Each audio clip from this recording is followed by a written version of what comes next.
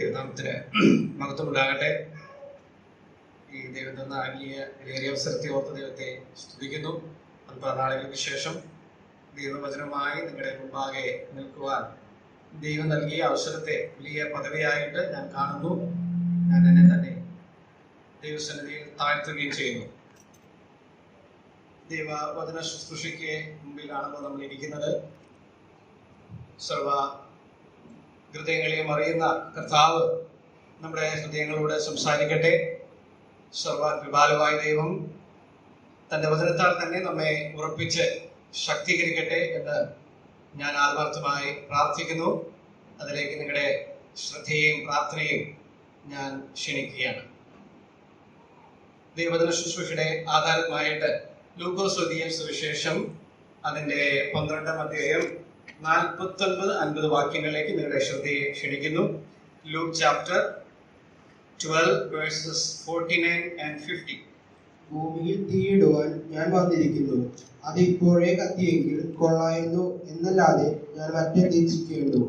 എങ്കിലും എനിക്ക് ഒരു സ്നാനമേൽപ്പാനുണ്ട്, അത് കഴിയുവോളം ഞാൻ എത്ര ഞരങ്ങുന്നു. ഈ വാക്കുകൾ കർത്താവിന്റെ വാക്കുകളാണ്. പുതിയ നിയമത്തിൽ ചില ഭാഗങ്ങൾ വളരെ ഡിഫിക്കൽട്ട് പാസേജസ് എന്ന് പറയാറുണ്ട്. ഈ 49 മുതലുള്ള ഭാഗങ്ങൾ it is one of the difficult passages in the new testament. അതിന് കാരണം അനേക കാരണങ്ങളുണ്ട്. ചില വ്യാഖ്യാനങ്ങൾ അനേക വ്യക്തികൾ നൽകുന്നു. കർത്താവ് പറഞ്ഞത് പെട്ടെന്ന് നേരിട്ട് ഗ്രഹിക്കുവാൻ പറ്റാത്ത തരത്തിലുള്ള ചില കാര്യങ്ങളാണ് ഇവിടെ എഴുതിയിരിക്കുന്നത്. Heart sayings of the Lord എന്നൊക്കെ പറയാറുണ്ട്. എന്ന് തന്നെയായാലും my intention is not to interpret and give a message. എന്നാൽ കർത്താവ് ഈ വാക്കുകൾ പറയുമ്പോൾ കർത്താവിന്റെ ഉള്ളിൽ ഹൃദയത്തിൽ നിറഞ്ഞു നിന്ന ചില മനോഭാവങ്ങളുണ്ട്, ഉൾക്കാഴ്ചകളുണ്ട്. There are some passion behind that statements. അതിൽ 3 ആശയങ്ങളാണ് നിങ്ങളുമായിട്ട് ദൈവനുദിക്കുകയാണെങ്കിൽ ഞാൻ പറയാൻ ആഗ്രഹിക്കുന്നത്. കർത്താവ് ഇങ്ങനെ പറയുമ്പോൾ എന്താണ് കർത്താവിന്റെ ഉള്ളിൽ കത്തുന്ന വലിയ ആഗ്രഹം എങ്കിൽ തന്നെയും ഈ 49-50 വാക്യങ്ങൾ 2 വാക്കുകളുടെ അർത്ഥം എന്റെ വിഷയത്തിനോടുള്ള ബന്ധത്തിൽ പറയേണ്ട ആവശ്യമുണ്ട്. അതിൽ ഒന്നാമത്തെ വാക്ക് തീ എന്നുള്ള വാക്കാണ്, ഫയർ. 49-ാം വാക്യത്തിൽ ഫയർ എന്ന് പറയുന്നു. 50-ാം വാക്യത്തിൽ സ്നാനം, ബാപ്റ്റിസം എന്ന് പറയുന്ന ഒരു വാക്ക് പറയുന്നുണ്ട്. ഒറ്റ വാക്കിൽ അതിന്റെ അർത്ഥം മാത്രം ഒന്ന് പറഞ്ഞുകൊണ്ട് ഞാൻ വിഷയത്തിലേക്ക് പ്രവേശിക്കാൻ ആഗ്രഹിക്കുക. ഇവിടെ തീ എന്ന് പറഞ്ഞ വാക്ക് കോമൺ ഇന്റർപ്രിട്ടേഷൻ എന്ന് പറയുന്നത് it talks about the judgment of God. ദൈവത്തിന്റെ ന്യായവിധിയെ കുറിച്ചാണ് പറയുന്നത്. ഈ ലോകം ദൈവത്തിന്റെ പിതാവിന്റെ ന്യായവിധിക്കായിട്ട് കാത്തിരിക്കുക. എന്നാൽ കർത്താവ് പറയുക, ആ തീ ഇപ്പോഴെങ്കിൽ കത്തിക്കൊള്ളാമെന്നെങ്കിൽ it can be started very quickly. I wish. എന്നാൽ എനിക്കൊരു സ്നാനം ഏൽക്കുവാനുണ്ട്, അതിന് മുന്നമേ ഒരു സ്നാനം ഏൽക്കുവാനുണ്ട്. അവിടെ പറയുന്ന സ്നാനം നമുക്കറിയാം, അത് കർത്താവായ യേശു ക്രിസ്തു ആ ക്രൂശിൽ താൻ അനുഭവിക്കാൻ പോകുന്ന വലിയ യാഗമരണത്തെയാണ്. A great pain, horrible pain on the cross. ഇതാണ് ഈ തീ അഥവാ സ്നാനം എന്ന 2 വാക്കുകൾ കൊണ്ട് ഉദ്ദേശിക്കുന്നത്. എന്നാൽ ഞാൻ ഇവിടെ നിന്ന് കർത്താവിന്റെ 3 ഉൾക്കാഴ്ചകളെ ഞാൻ എടുക്കാൻ ആഗ്രഹിക്കുകയാണ്. അത് നമ്മുടെ ക്രിസ്തീയ ജീവിതത്തിന് വളരെ അനിവാര്യമാണ് എന്ന് ഞാൻ മനസ്സിലാക്കുകയാണ്. നമുക്കറിയാം, ക്രിസ്തുവിന് മുൻപും ക്രിസ്തുവിന് ശേഷമൊക്കെ അനേക ദൈവഭക്തന്മാർ കടന്നു വന്നിട്ടുണ്ട്. എന്നാൽ നമ്മുടെ കർത്താവായ യേശു ക്രിസ്തുവിന്റെ ജീവിതവും അവന്റെ വിശ്വാസവും അവന്റെ പഠിപ്പിക്കലും ഒക്കെയാണ് നമ്മുടെ ആത്യന്തികമായ മാതൃക. അത് ഉൾക്കൊള്ളുവാൻ നമുക്ക് കഴിയണം നമ്മുടെ ജീവിതത്തിലേക്ക്.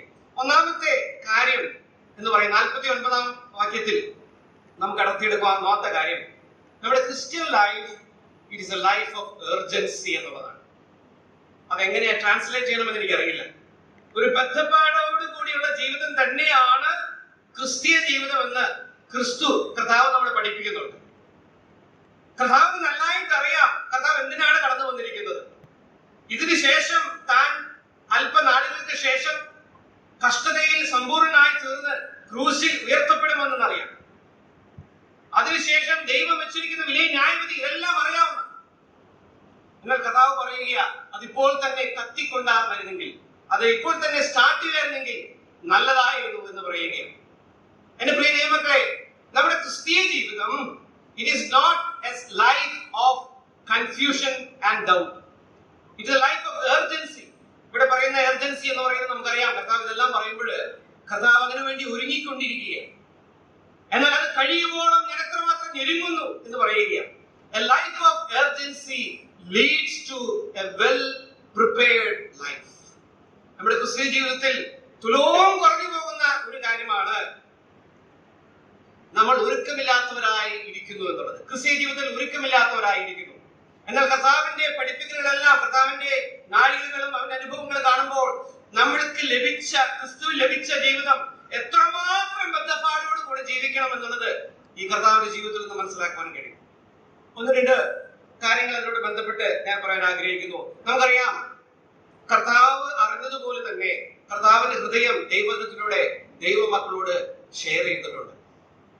സ്വർഗത്തിലും ഭൂമിയിലും നടക്കുവാൻ പോകുന്നത് ചേർക്കുന്നല്ല അവന്റെ ഹിതം നമ്മളോട് അറിയിക്കുവാൻ പ്രസാദമായി എന്ന് എഫേസ്യ ലേഖനത്തിൽ നമ്മൾ വായിക്കുന്നുണ്ട്. അങ്ങനെ ലഭിച്ച മറ്റൊരു കൂട്ടമില്ല. നമുക്കറിയാം, നമ്മൾ എപ്പോഴും നമ്മുടെ വാക്യങ്ങളിൽ പറയുന്നതാണ്, അവൻ ഇന്നും ആയിരിക്കുന്നത് ആ പാപങ്ങളുടെ പരിഹാരം വരുത്തിയ ശേഷം ഉയരത്തിൽ മഹിമയുടെ വലത്ത് ഭാഗത്തായിരിക്കുന്നു എന്ന് നമുക്കറിയാം. ഇന്ന് അവിടെ ആയിരിക്കുന്നു. എന്നാൽ ദൈവമക്കളായ നമ്മളോട് what is the next immediate thing എന്ന് ചോദിച്ചു കഴിഞ്ഞാൽ നമുക്ക് അനേക കാര്യങ്ങൾ പറയുവാനുണ്ട്. ഒരുപക്ഷെ ലോകത്തിലുള്ള അടയാളങ്ങൾ നോക്കുക, ഇസ്രയേലിനെ നോക്കുക. അതെല്ലാം നോക്കുക, നല്ലതാണ്. ആകാശത്തെ കാലങ്ങളെല്ലാം വിവേചിക്കുവാൻ കർത്താവ് തന്നെ ബുദ്ധി നമുക്ക് ഉപദേശിച്ചിട്ടുണ്ട്. എന്നാൽ what is the next immediate thing? നമ്മുടെ കർത്താവ് അവിടെ കടന്നു പോയിരിക്കുന്നു. അടുത്ത കാര്യം ദൈവമകൻ എന്ന നിലയിൽ ഞാൻ എന്തിനാണ് കാത്തിരിക്കേണ്ടത്? What is my preparation is all about? Paulos പറയുക, 4 കാര്യങ്ങൾ മാത്രമാണ് ദൈവസഭയോടുള്ള ബന്ധത്തിൽ അടുത്തതായിട്ട് ഇനി സംഭവിക്കാനുള്ളത്. അത് നമുക്ക് അറിയാവുന്ന കാര്യങ്ങളാണ്. നമ്മൾ എപ്പോഴും മരണവേളകളിലേക്ക് പറയുന്ന ഒരു കാര്യമാണ്. 2 തെസ്സലോനിക്കർ 4:16-17 വാക്യങ്ങൾ നമുക്ക് അറിയാവുന്നതാണ്. അവിടെ നമ്മൾ വായിക്കുന്ന 4 ഇവന്റ്സ് ദൈവമക്കളായി നമ്മൾ അതിനു വേണ്ടിയാണ് അടുത്തതായി കാത്തിരിക്കണം എന്നുള്ളത് നമുക്ക് പറയേണ്ട ആവശ്യമുണ്ട്. 4 കാര്യങ്ങൾ അവിടെ പൗലോസ് പറയുന്നുണ്ട്. അത് തുടങ്ങുന്നത് ഇങ്ങനെയാണ്: കർത്താവ് താൻ തന്നെ സ്വർഗത്തിൽ നിന്ന് കടന്നു വരും. The first event, the return of our Lord. രണ്ടാമത്തെ കാര്യം എന്ന് പറയുന്നത് മരിച്ചവർ, നമ്മുടെ മുമ്പേ മരിച്ചവർ അവർ അക്ഷയരായി ഉയർത്തെഴുന്നേൽക്കും എന്നുള്ളതാണ്. The resurrection of the dead. അതിന്റെ മൂന്നാമത്തെ കാര്യം എന്ന് പറയുന്നത് ജീവനോടിരിക്കുന്ന ശേഷിച്ച നമ്മൾ എന്ത് ചെയ്യും? നമ്മൾ രൂപാന്തരപ്പെടും. The transformation of the living. നാലാമത്തെ കാര്യം വളരെ മനോഹരമാണ്. നമ്മൾ എല്ലാവരും ഒരുമിച്ച് ചേർന്ന് നമ്മൾ കർത്താവിനെ we will be caught up with him എന്നാണ് പറയുന്നത്. ആ വാക്കിൽ നിന്നാണ് റാപ്ചർ എന്നുള്ള വാക്ക് വന്നിരിക്കുന്നത്. അവനെ മേഘങ്ങളിൽ നമ്മൾ കാണും. ദൈവസഭയായ നമുക്ക്, ദൈവമക്കളായ നമുക്ക് മറ്റൊരു കാര്യവും ഇനി ഇമ്മീഡിയറ്റ് ആയിട്ട് സംഭവിക്കാൻ നമ്മൾ കാത്തിരിക്കേണ്ട ആവശ്യമില്ല. ഇത് മാത്രമാണ് നമ്മൾ കാത്തിരിക്കേണ്ടത്. നമുക്കറിയാം, അതിന്റെ ഉപദേശ വിഷയങ്ങളെ കുറിച്ചൊന്നും ഞാൻ നിങ്ങളെ പഠിപ്പിക്കേണ്ട ആവശ്യമില്ല. 2 പതനങ്ങളുണ്ട്. അവന് ആ സഭയ്ക്ക് വേണ്ടി വരുന്ന വരവിന് യാതൊരു അടയാളവും ഇല്ല. എന്നാൽ when he will come as a king today, one day, അതിന് അടയാളങ്ങളുണ്ട്. എന്നാൽ നമുക്ക് വേണ്ടി അവൻ കടന്നു വരുന്നത് മണവാളനായിട്ടാണ്. അതിനൊരു സൈനുമില്ല. പ്രിയ ദൈവമക്കളെ, നമ്മൾക്ക് ഈ കാര്യങ്ങൾ നമ്മുടെ ഹൃദയങ്ങളിൽ നിറഞ്ഞു വരണം.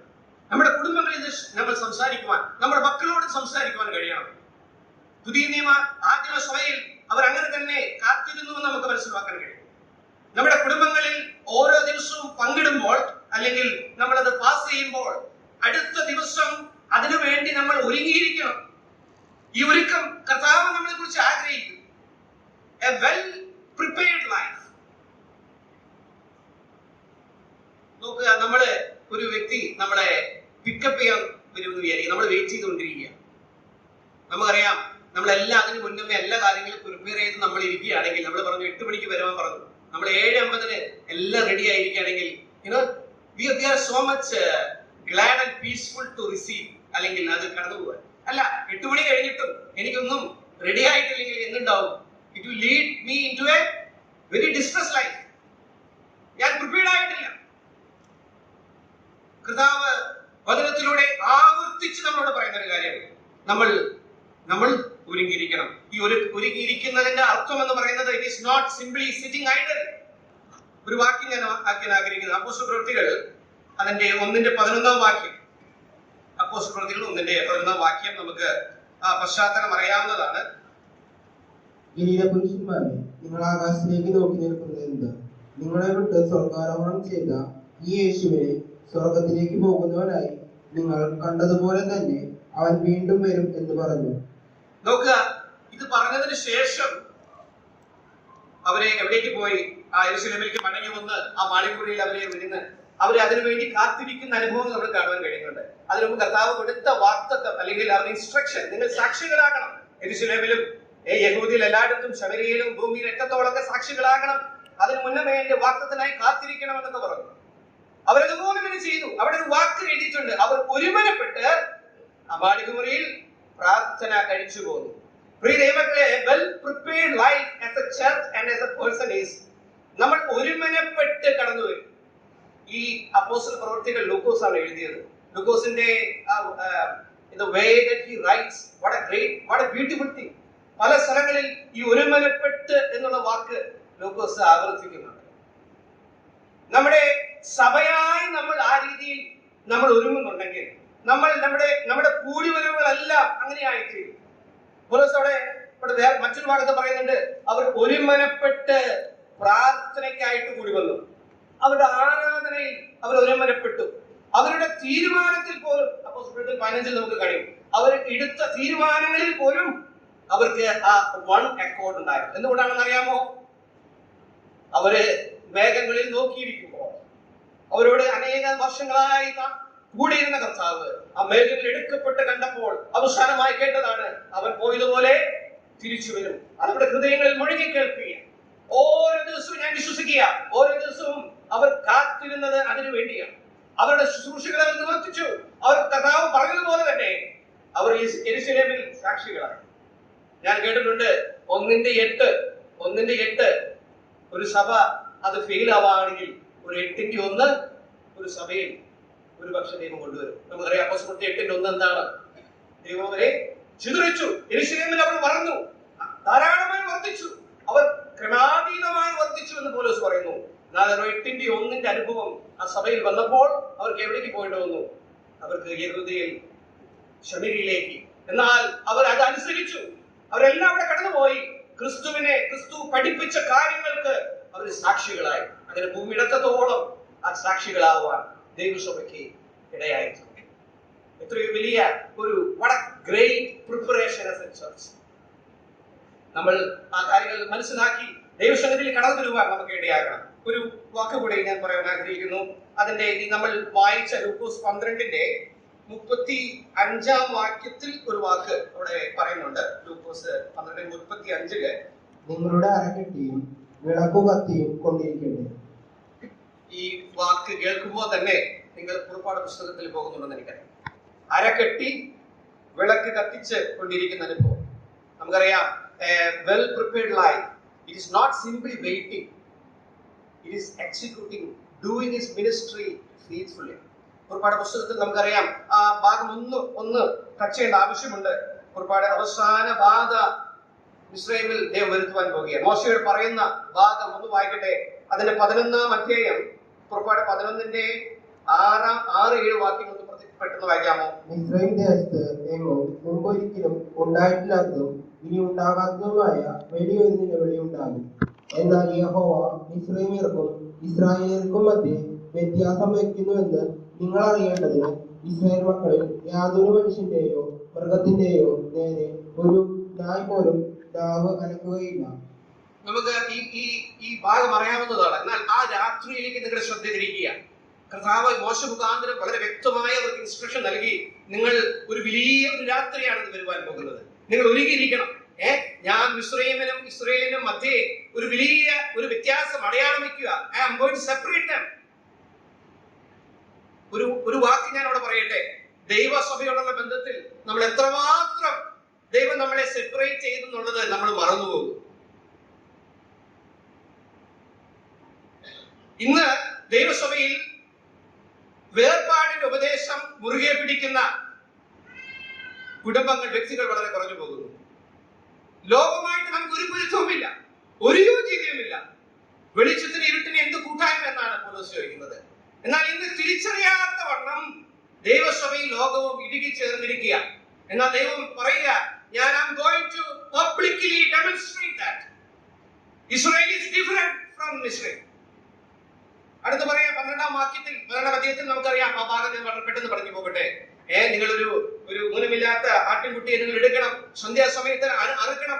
അതിന്റെ 10ാം വാക്യത്തിലേക്ക് ഒന്ന് വന്ന് 11ാം വാക്യത്തിലേക്ക് ഒന്ന് വായിക്കാമോ? 11ാം വാക്യം. അരക്കെട്ടിയും കാലിന് ചെരുപ്പിട്ടും കയ്യിൽ വടി പിടിച്ചുകൊണ്ട് നിങ്ങൾ തിന്നണം. കർത്താവേ സ്തോത്രം. അടുത്ത വാക്യം.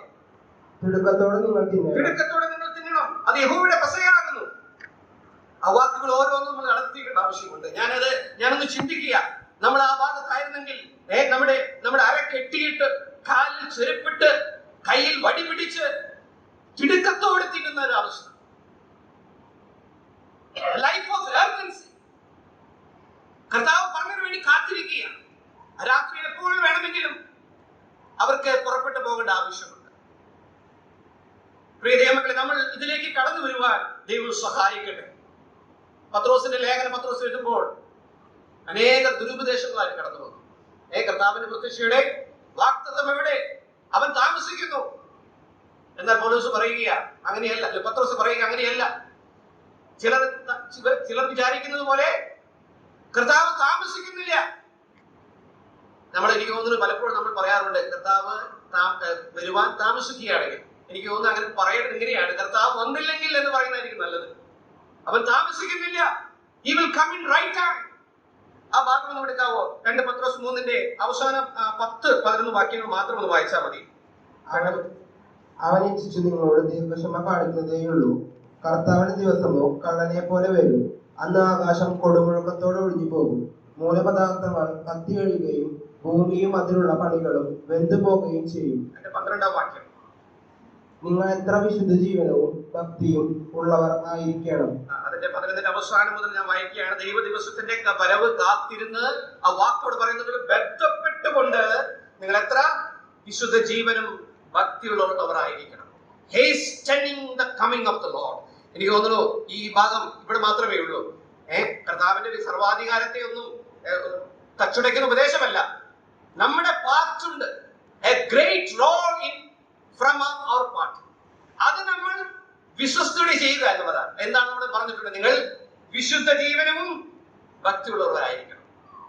വിശുദ്ധ ജീവനം എന്ന് പറയുന്നത് സെപ്പറേറ്റഡ് ലൈഫാണ്. ഞാൻ വീണ്ടും പറയാൻ ആഗ്രഹിക്കുന്ന ഒരു കാര്യം മാത്രം ഞാൻ പറയട്ടെ. നമ്മുടെ കർത്താവിന്റെ വിശുദ്ധി കാത്തു സൂക്ഷിക്കേണ്ട വലിയ കടപ്പാട് പ്രിയ ദൈവമക്കളെ നമുക്കുണ്ട്.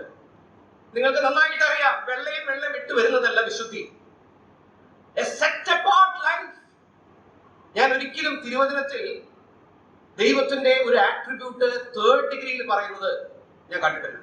ഒരേ ഒരു ആട്രിബ്യൂട്ടാണ് 3rd ഡിഗ്രിയിൽ പറഞ്ഞിരിക്കുന്നത്. അതെന്താണ്? ദൈവത്തിന്റെ വിശുദ്ധിയാണ്. God is love എന്ന് പറഞ്ഞിട്ടില്ല. God is mercy എന്ന് പറഞ്ഞിട്ടില്ല. എന്നാൽ ഒരു attribute of God it talks about in 3rd degree. God is holy and holy. ദൈവസഭയായ നമ്മൾ ആ അന്തസ്സിനൊത്ത് ജീവിക്കാൻ നമുക്ക് കഴിയണം. ദൈവമക്കളെ വളരെ താഴ്മയോടെ ഞാൻ അപേക്ഷിക്കുക. ദൈവത്തിന് നമ്മുടെ ഹൃദയത്തിലേക്ക് കടന്നു വരുമ്പോൾ നമ്മളിൽ ആവശ്യമില്ലാത്തത് ലോകത്തിനോടുള്ള ബന്ധത്തിൽ നമുക്ക് യാതൊരു ബന്ധവുമില്ല.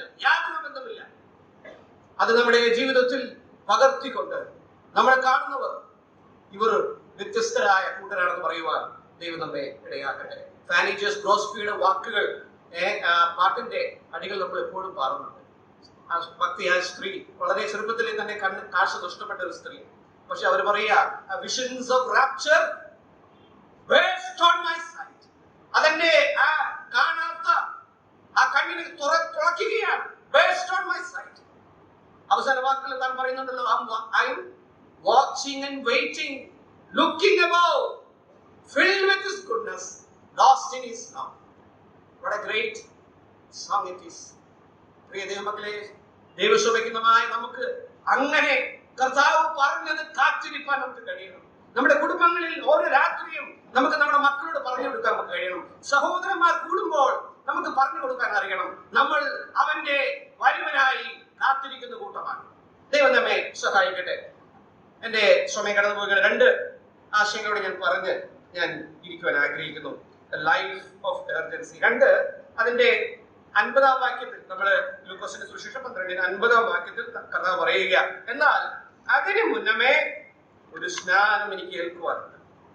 അത് ചില ട്രാൻസ്ലേഷനിൽ വളരെ മനോഹരമാണ്.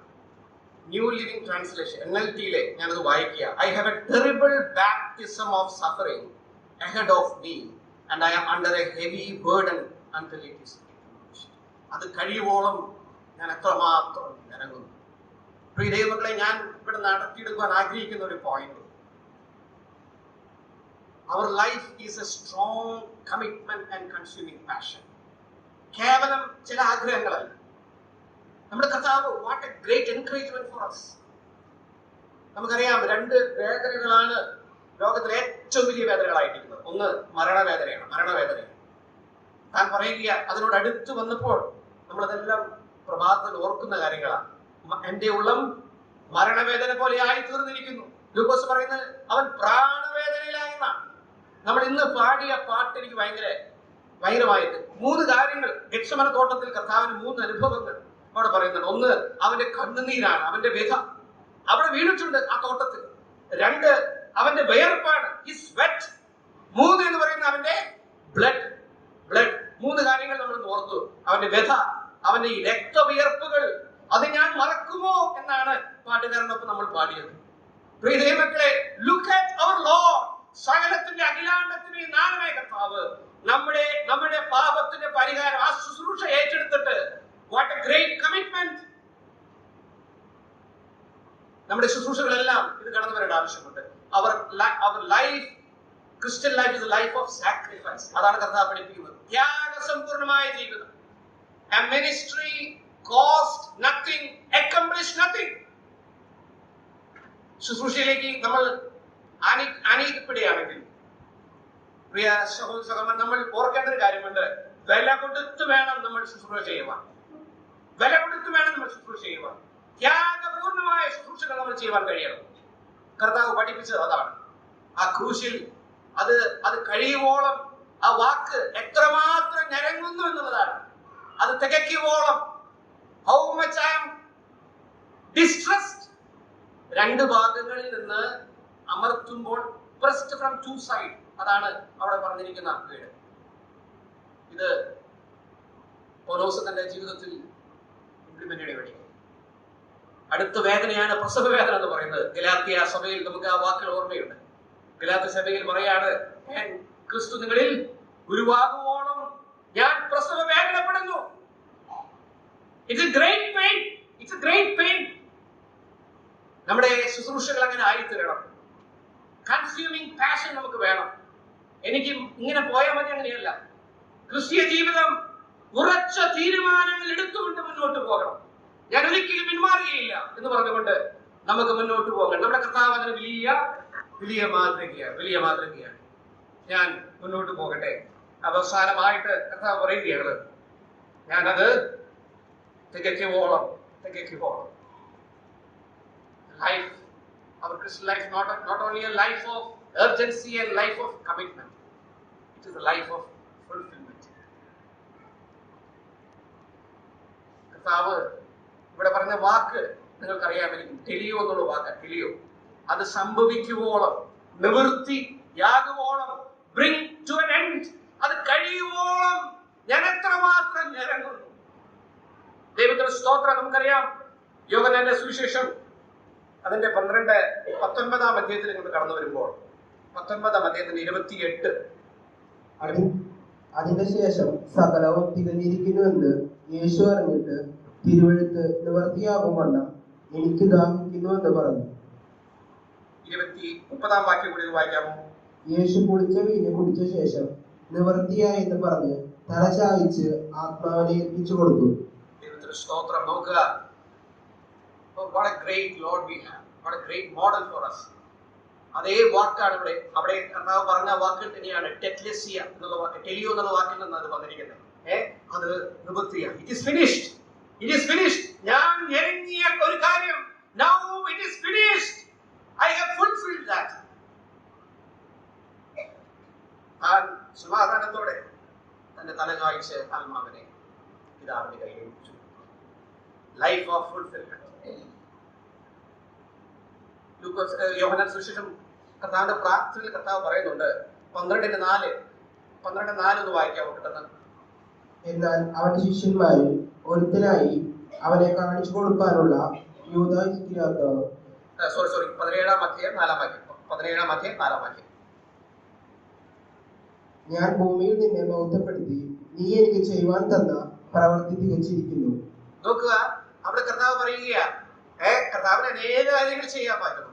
എന്നാൽ കർത്താവ് പറയുന്ന ഒരു കാര്യമുണ്ട്, the work that given from my father. Okay, എന്റെ ദൈവം എനിക്ക് തന്നിരിക്കുന്ന വേല ഞാൻ തികച്ചു. അത് മതി. ഞാൻ കേട്ടിട്ടുണ്ട്, ഒരു സ്കൂളില് ഒരു ടീച്ചർ അതിന്റെ അക്കാഡമിക് ഇയർ ക്ലോസ് ആയപ്പോൾ പ്രിൻസിപ്പൾ വിളിച്ചിട്ട് പറഞ്ഞു, you did not complete the syllabus. What happens? Syllabus ഒന്നും കംപ്ലീറ്റ് ചെയ്തില്ല. അപ്പൊ ആ ടീച്ചർ പറയാ, നോക്കുക, കഴിഞ്ഞ അക്കാഡമിക് ഇയറിൽ ഞാൻ എത്രമാത്രം കാര്യങ്ങളാണ് ചെയ്തത്. എക്സ്ട്രാ കരിക്കുലർ ആക്ടിവിറ്റീസ്, വിദ്യാർത്ഥികൾക്ക് വേണ്ടി അനേക സെഷൻസ് എല്ലാം ഞാൻ ഡെവലപ്പ് ചെയ്തു. എന്നാൽ പ്രിൻസിപ്പൾ പറഞ്ഞു, that is not good thing. പക്ഷേ നിനക്ക് ലഭിച്ച ഒരു സിലബസ് ഉണ്ടായിരുന്നു. You are suppose to finish it off. ഇതാണ് കർത്താവ് നമുക്ക് കാണിച്ചിരുന്ന മാതൃക. ദൈവം എനിക്ക് തന്ന ശുശ്രൂഷ, ഐ ഹാവ് ഫുൾഫിൽഡ് ഇറ്റ്. ഇത് വലിയൊരു മാതൃകയാണ്. പൗലോസ് എബ്രായ ലേഖനക്കാരൻ പറയുന്നുണ്ട് 12-ാം അധ്യായത്തില്, നിങ്ങളുടെ മുൻപിൽ വെച്ചിരിക്കുന്ന ഓട്ടം, the race set before you. ഓരോരുത്തർക്കും പലതായിരിക്കാം, പല ശുശ്രൂഷകളായിരിക്കാം. എന്നാൽ നമ്മൾക്ക് ദൈവം തന്നിരിക്കുന്നത് നിവൃത്തീകരിക്കാൻ ദൈവം നമ്മെ സഹായിക്കട്ടെ. ദാവീദിനെ കുറിച്ച് പുതിയ നിയമത്തിൽ പറയുന്ന മനോഹരമായ ഒരു വാക്ക് എപ്പോഴും നമ്മൾ കോട്ട് ചെയ്യാറുണ്ട്. അതുകൊണ്ട് വായിച്ചതിന്റെ വാക്കിൽ ഞാൻ വിരമിക്കാൻ ആഗ്രഹിക്കുന്നത് അപ്പോസ്തലപ്രവൃത്തി 13-ന്റെ 36 ഒന്ന് വായിക്കാമോ? 13-36. ദാവീദ് തന്റെ തലമുറയിൽ ദൈവത്തിന്റെ ആലോചനയ്ക്ക് ശുശ്രൂഷ ചെയ്ത ശേഷം നിത്യം പ്രാപിച്ച് തന്റെ പിതാക്കന്മാരോട് ചേർന്ന് ദ്രവത്വം കണ്ടു. This is the life of fulfillment, life of completeness. He served and finished it off, the will of God in his generation. എന്നാണ് ദാവീദിനെ കുറിച്ച് ദൈവത്തിന്റെ ആത്മാവ് രേഖപ്പെടുത്തുന്നത്. പ്രിയ ദൈവമക്കളെ, നമ്മുടെ ദൈവത്തിന്റെ ആത്മാവ് നമ്മളെ ബലപ്പെടുത്തട്ടെ. നമ്മുടെ ജീവിതം ആരംഭിക്കുക മാത്രമല്ല, നമ്മൾ അതിനു വേണ്ടി സ്ട്രോങ് ആയിട്ട് തീരുമാനങ്ങൾ എടുത്തുകൊണ്ട് അത് തികയ്ക്കുവോളം നമ്മൾ ബന്ധപ്പെടേണ്ട ആവശ്യമുണ്ട്. അവസാനം നമുക്ക് പറയുവാൻ കഴിയണം. പൗലോസ് പറഞ്ഞു അല്ലേ, അവസാനം പൗലോസ് പറഞ്ഞു, I have finished it. ഞാൻ ആരംഭിച്ചത് ഞാൻ തികച്ചിരിക്കുകയാണ്. I have finished it. എല്ലാവർക്കും പറയുവാൻ കഴിയുന്നതല്ല. ഇന്ന് എല്ലാവരുടെയും മനഃശുശ്രൂഷയിലേക്ക് അത് എഴുതുമെങ്കിലും എല്ലാവർക്കും പറയുവാൻ കഴിയില്ല. ആ രീതിയിൽ ബന്ധപ്പെട്ട് നമ്മുടെ കർത്താവിന്റെ മാതൃക വലിയതാണ്. ഒരിക്കലും പിന്മാറി പോകാതെ വിശ്വാസത്തിന്റെ പരിശോധനകൾ കടന്നു വരും, കടും ശോധനകൾ കടന്നു വരും. അതിന്റെ മധ്യത്തിൽ കർത്താവ് പിൻവാങ്ങി പോയില്ല. ആ ഗെത്സമനെ തോട്ടത്തിൽ എഴുന്നേറ്റ് നിന്ന് 3 മണിക്കൂർ പ്രാർത്ഥിച്ചിട്ട് കർത്താവ് എഴുന്നേറ്റ് നിന്ന് പറയുന്നുണ്ട്, വാ നമുക്ക് ഇനി പോകാം. Let us get up. This is a Christian life. We should go forward. And finally, ദൈവം നമുക്ക് നൽകിയിരിക്കുന്ന വലിയ ശുശ്രൂഷ തികച്ചുകൊണ്ട് നമുക്ക് പോകുവാൻ കഴിയണം. കഴിഞ്ഞ ദിവസം സാധു കൊച്ചും പേച്ചിയുടെ ഒരു പാട്ടിന്റെ അടി എന്നെ വളരെയധികം ചിന്തിപ്പിച്ചു. നമ്മള് പൊന്നേശു തമ്പുരാൻ എന്നുള്ള ആ പാട്ടിലെ ആ അടി ഒന്ന് ഞാൻ വായിക്കാൻ ആഗ്രഹിക്കുകയാണ്. താൻ ഇങ്ങനെയാണ് പറയുന്നത്, ഭൂലോക മായയിൽ മോഹം പതിച്ചെന്റെ കാലം ഞാൻ പാലിൽ കളഞ്ഞിടായവർ സ്വർലോക രാജ്യത്തിൽ തങ്ക കിരീടത്തിൽ ഉല്ലാസമേഖനെ പൊന്നേശുവേ. ആ വാക്ക് എന്നെ വളരെയധികം ചിന്തിപ്പിച്ചു.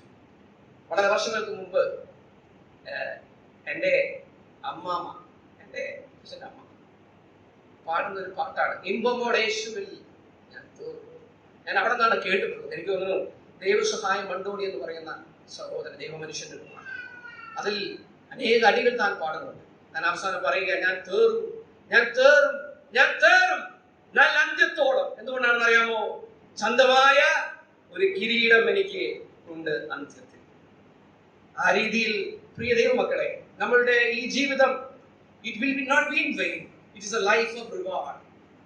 Even though it is a life of urgency, ബദ്ധപ്പാടോടുകൂടെ അനേക ഭാരത്തോടുകൂടെ ഈ ക്രിസ്തീയ ജീവിതം നമ്മൾ നയിക്കുകയാണെങ്കിലും we have a better life tomorrow, a life of reward. ചന്തമായ ഒരു കിരീടം, അതിൽ മാത്രം മോഹം പതിച്ചുകൊണ്ട് ഈ ഭൂമിയിൽ നമ്മുടെ ശുശ്രൂഷ നിവർത്തിപ്പാൻ ദൈവം നമ്മെ ഓരോരുത്തരെയും സഹായിക്കട്ടെ. ദൈവത്തിന്റെ കർത്താവിന്റെ മാതൃക അത് വലിയൊരു മാതൃകയായിട്ട് നമ്മുടെ മുൻപിൽ നിൽക്കുന്നു. ഈ ചെറിയ മെസ്സേജിലൂടെ ദൈവം നമ്മളുടെ ഓരോരുത്തരും സംസാരിക്കട്ടെ എന്ന് പറഞ്ഞുകൊണ്ട് എന്റെ ചെറിയ വാക്കുകൾ ഞാൻ ഉപസംഹരിക്കുന്നു. ദൈവനാമം എന്ന് വാഴ്ത്തപ്പെടുന്നു.